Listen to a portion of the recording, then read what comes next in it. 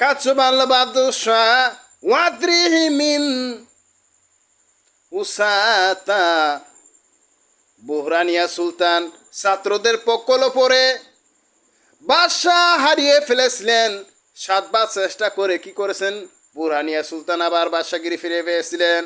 এর জন্য লি এর অর্থাৎ কলম যদি শক্তিশালী হয় তাহলে তার সাথে পারে পায় না। কলমের শক্তি হচ্ছে ভদ্রতার মধ্যে। আবু জাহেল বারে বারে চেষ্টা করেছেন, নবীর সাথে পারে উঠতে পারে নাই। এর জন্য মুক্তিফুজদের ভুলের কারণে যদি এনসিবির হাতে ক্ষমতা চলে যায়, আরবি কোরআন তর্জমাকারীকে এবং কি কোরআন তেলাওয়াতকারী ওয়াজ করে সব কিছু বুঝায় দেয়, সেই ছাত্রর প্রতি যদি আসে কোনো ক্ষমতা হারে ফেলার লোক, তাহলে তার ক্ষমতা ফিরে পাবেন কেমন করে?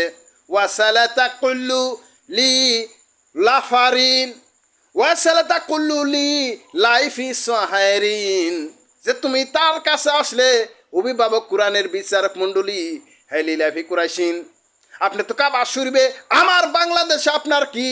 তাহলে বড় চরম তোমার পাওয়ার তুমি আত্মাধিগি কেমন করে সমস্ত মিডিয়াবাসীকে তুমি জানাই দিলে আর বলে দিলে সে আমার অভিভাবক। বাংলাদেশের ভিতরে যদি জন্ম নিয়ে থাকে লিলাই এর অর্থাৎ লা রাফিরুন ওয়ালু রাইবা আফিরুন।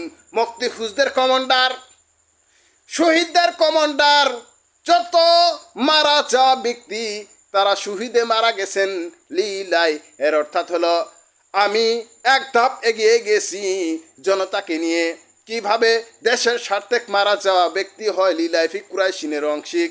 কেননা ওয়াতাব আলুনা ওয়া কিতাবা আস আলুনাল ফাদরা কাদাবা শাকাজ্জাবা।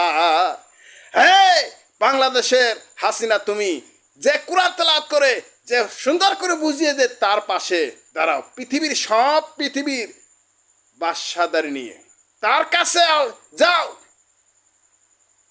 যে লীলাভীর বংশধর আসল, যে কাবা শরীফ থেকে বাংলাদেশের জন্ম, তার 2 পুরুষ থেকে 3 পুরুষ পর্যন্ত জন্ম, তাহলে তার কাছে আসলে তোমার ক্ষমতা ফিরে পাবে কিভাবে? ওয়ালা তাবাকুল্লু ওয়াত্রাহাইদিল লাফিয়ারাতান সাতারা ওয়াত্তাহাইদিল বিল লাফিয়াতান সুবারাতা। তুমি ইতিমদের যেমন মায়া করে মাথা সোয়াই দিলে আর নবীর পিতাকেও তেমন করে মাথা সোয়াই দিয়ে আর বললে হে আমার রাব্বিকা, হে আমার বিচারক মন্ডলী লিলাফি কুরাইশিন, আমার ক্ষমতা ফিরে দাও। যেমন মুক্তিফুজদের হাত থেকে ফসকে গেছিলেন ক্ষমতা, তদ্রুপ সে জায়গা থেকে লিলাফি কুরাইশিন ক্ষমতা কেড়ে নিয়ে তোমার হাতও।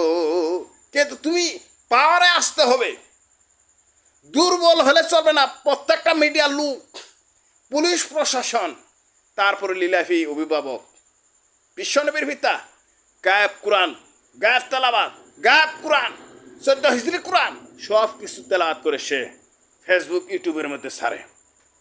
ওয়াসালাতা কুল্লু উসুরহিম ওয়াসালাতা কুল্লু মিন আসুরিহিম। উসিরে তোমার বিচার তুমি পাবে, প্রকাশ করে দিবা, জাহির করে দিবা যে ইমাম মেহেদী পৃথিবীতে এসেছেন সে নবী না, সে একজন সামান্য উলি, সে একজন খলিফা।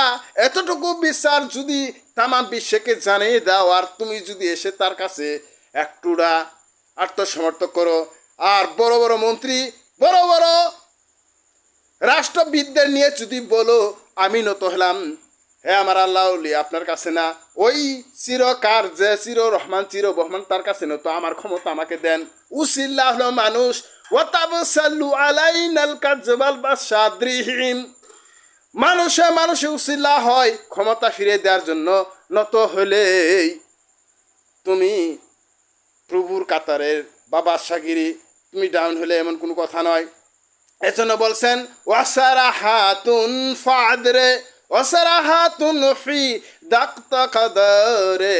ক্ষমতা হারিয়ে ফেলে বুরহানিয়া সুলতান মাথা খুঁড়েছেন, 7 বার পরে সে ক্ষমতা ফিরে পেয়েছেন। হাসিনা তোমার ক্ষমতাও তুমি পাবে, কেননা ওই ওয়াজদারি কোন লোক হাজী কুসমুদ্দিন এবং কাশিম আলীর বংশের, তার কাছে আসো। মন্ত্রী ম্যানেজার সব কিছু মিডিয়া লোক নিয়ে আসবে, এরপরে এনসিবিদের বারেনির ব্যবস্থা টনটনা কিভাবে তোমাকে পাঠায় দিয়ে আবার তারা নির্বাচনে আসবে লীলায় ফিকি পচে গেছে বিচারক মণ্ডলীর কাছে জানলো না আর তোমাকে তারাই দিল তোমার বিচার এখনো টনটনা আছে বাংলাদেশে তুমি ওই সমস্ত ক্ষমতা নিয়ে জাহির করে দিবে মেহেদি বাংলাদেশে আছে আমাদের অভিভাবক আসসালামু আলাইকুম তাহলে তোমার ক্ষমতা তুমি ওলা হাসিরুন ওলা মাকসারুন ওয়াল কাজা ও সিলাবিন লেখার আতুন তোমার লীগ মুসলিম লীগ লীলাফি কুরাইশিন তোমার হাতে ক্ষমতা আসসালামু আলাইকুম